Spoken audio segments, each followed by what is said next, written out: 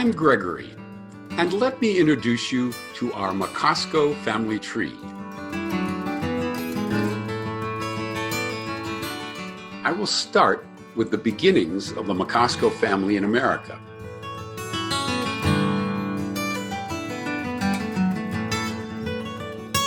My great-grandfather Michael arrived here in 1888.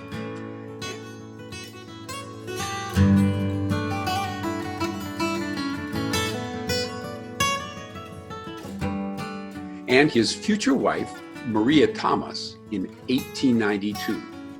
They met in America, but both were born in Eastern Europe.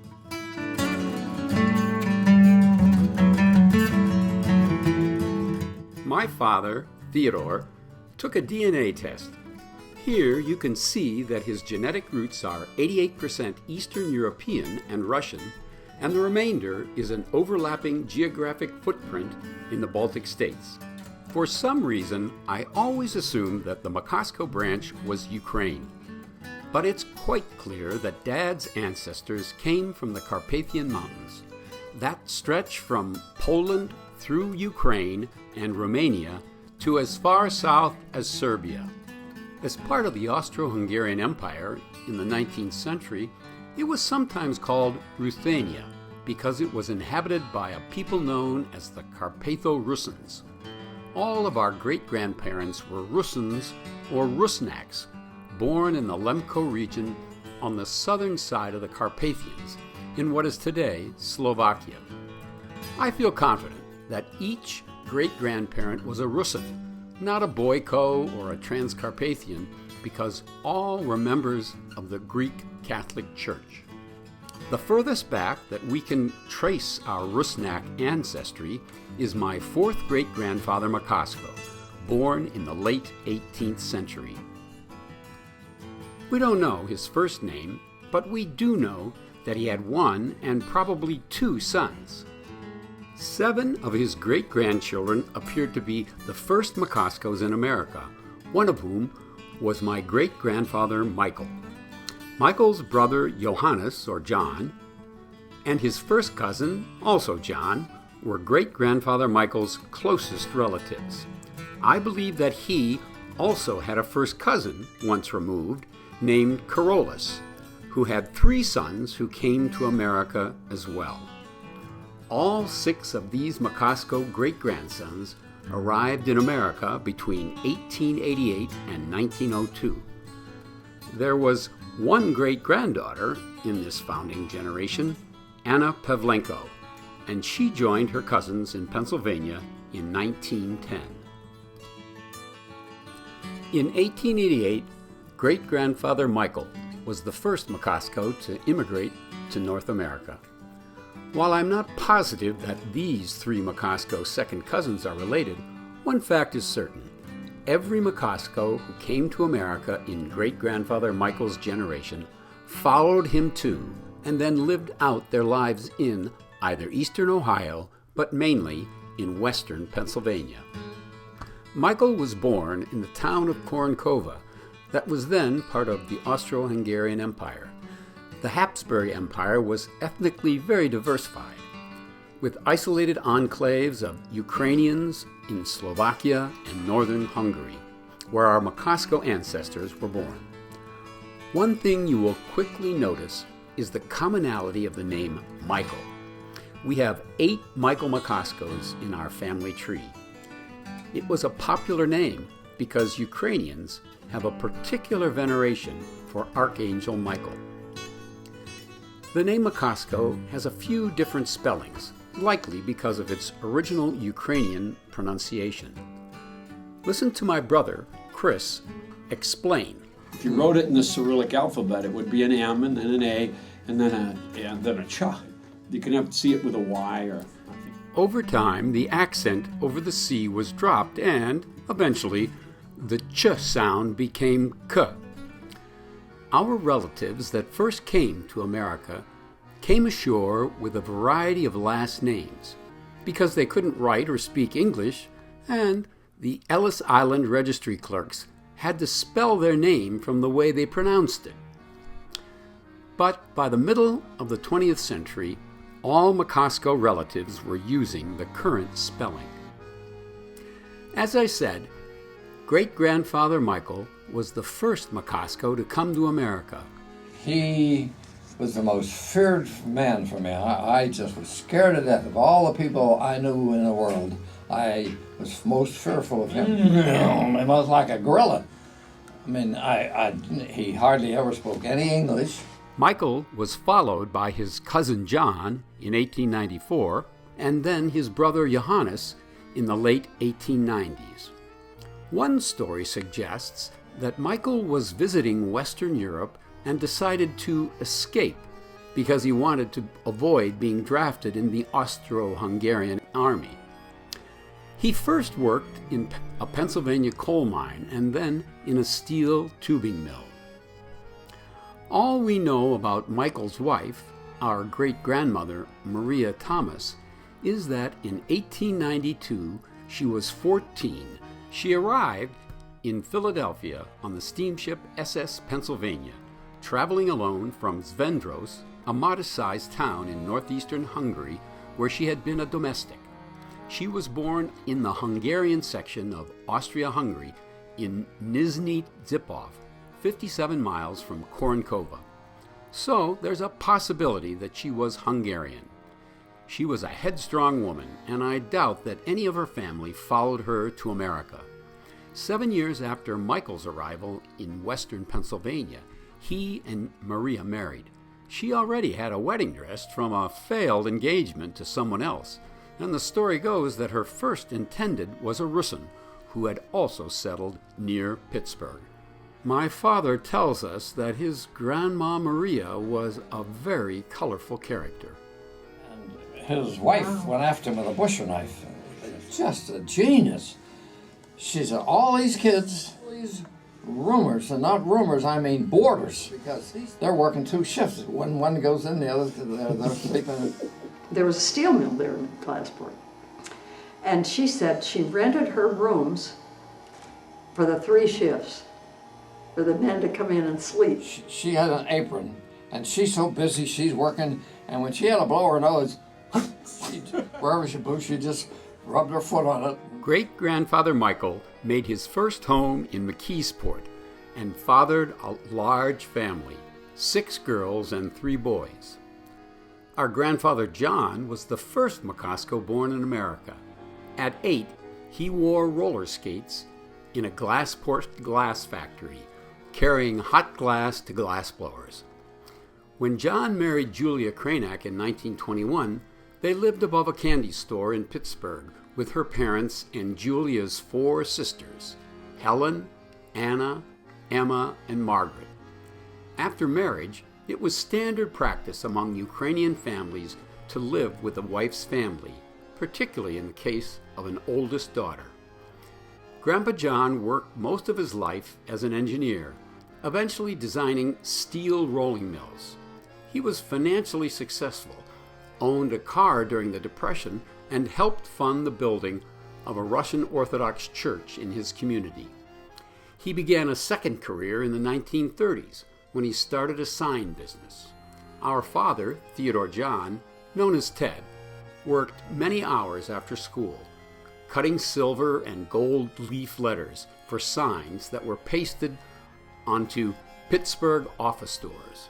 For many years, Ted was an only child, closer to his mother than to his father.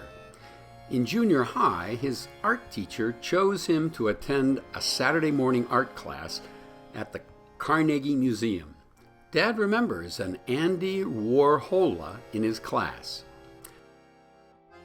Let's climb back up our tree and look through the maternal side of our Macosko branch, the Cranacks. I discovered that my second great-grandfather named Gregor Cranack, so there are 2 Gregorys in our tree. George Cranack and Julia Gall both were born in Krasny Brod, Austria-Hungary, 25 miles from Korenkova, the Macosko birthplace.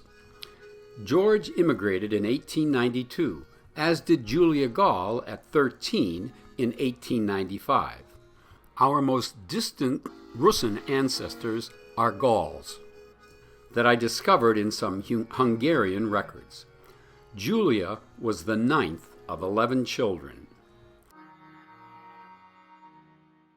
In 1899, our grandmother, Julia Cranach, was the firstborn in Sharpsburg, Pennsylvania.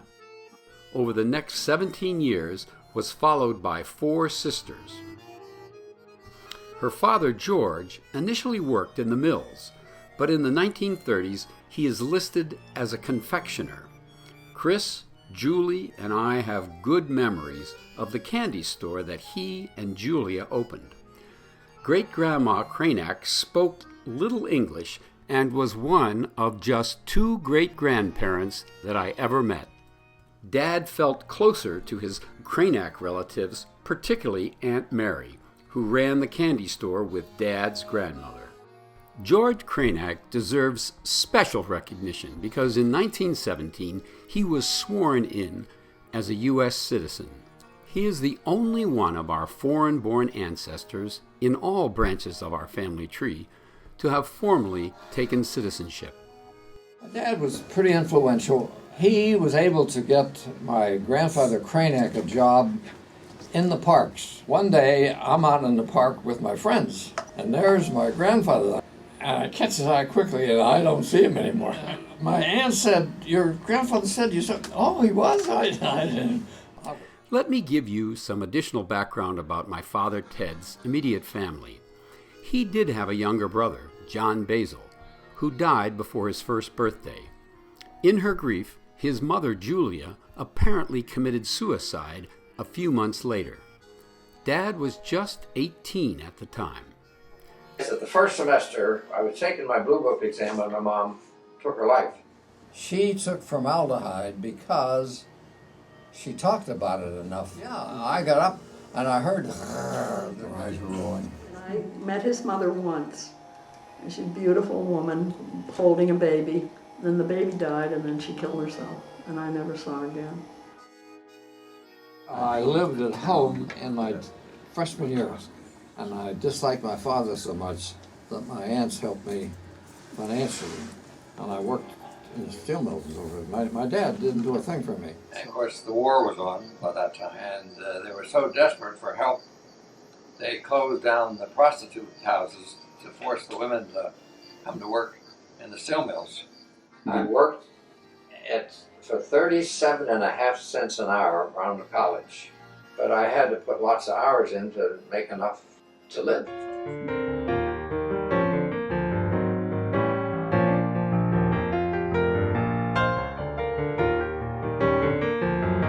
We got married by one of Mom's boyfriends. It cost us $35 of expenses for the wedding. Shortly after Ted and Mary Jean married in 1942, Ted's father, John, married again to a Mary Rudash. They had 5 children, all daughters.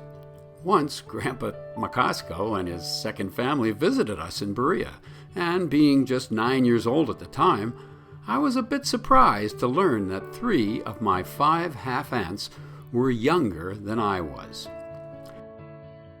As kids, we drove down to Pittsburgh, but rarely visited the Macosko side of the family. I met Grandpa John maybe 3 times before he died. His TWA flight out of Chicago experienced wind shear, crashing on takeoff in 1961 and killing all passengers, including John. He was en route to Los Angeles to spend Labor Day with his sisters. In 1942, during World War II, Dad worked in Connecticut for the aeronautics firm Chance Vaught. To make extra money, he was an Arthur Murray dance instructor. There's a great story about firstborn Christopher's birth in Bridgeport in 1944.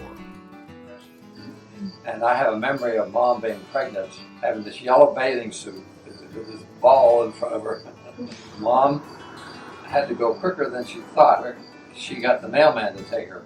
After moving to Berea, Ohio in 1946, with the help of a revolutionary invention, Dad started Delta Industries, a machining business. Later, he shifted to a new career as a sales rep for casting and machining firms in the Midwest. Dad finally realized a long-held dream when he got his pilot's license and bought a single-engine Beechcraft Bonanza.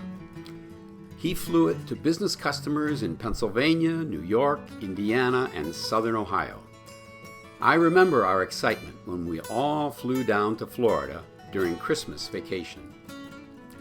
In the late 1950s, Dad remodeled our 19 West Grand home in Berea. It was a time when Chris, Ted, and I were the closest to him. Here's Brother Ted describing our early life with Dad. And you taught us to use tools, how to use a level, a hammer, a cat's paw. Who knows what a cat's paw is? Power saw. You taught us how to properly load a wheelbarrow, and how to cut glass, and how to glaze a window. I can still hear your voice explaining the nuances of how to use a handsaw. Nice and easy, power only on the downstroke. Watch the line, not the saw, and it served me well.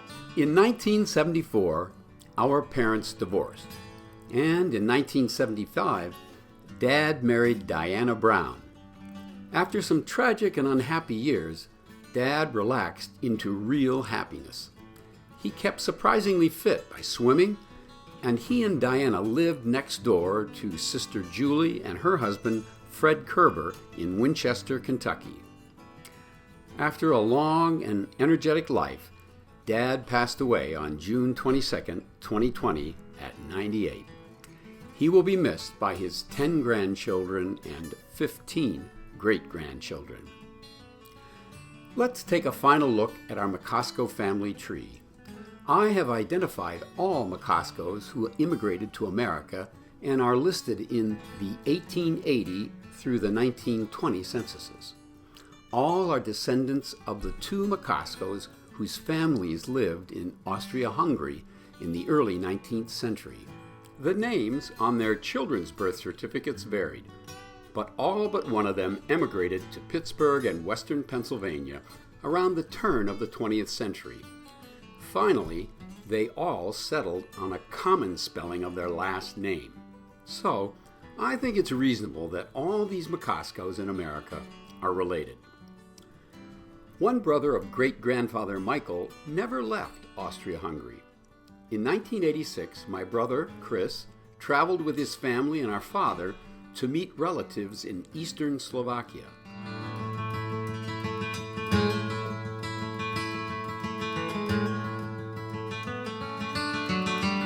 These Macoskos were descended from Fedor, my second great uncle, who never left Kornkova. Originally, Kornkova was called Putzak, or cow dung, but wisely they changed the name to Kornkova, meaning Little Crown. Here are the Macoskos, all descended from Fedor. As a result of this trip, we discovered that we have many cousins in Eastern Europe, all descended from Fedor's 4 daughters and son, Michael. That concludes the first big branch, 50% of our family tree. Dad's 4 grandparents migrated in the late 1800s when immigration to the U.S. was at its peak. During that same immigration wave, our mother, Mary Jean Olander's paternal grandparents, arrived from Sweden, settling in western Pennsylvania, not far from the Macoskos and the Kranaks. My next family tree video will delve into our mother's branch. I think you'll be intrigued with the stories of the Olanders in America, and by grandfather Herb's traveled west to college in Illinois and then on to Iowa, where he met Hallie Ward.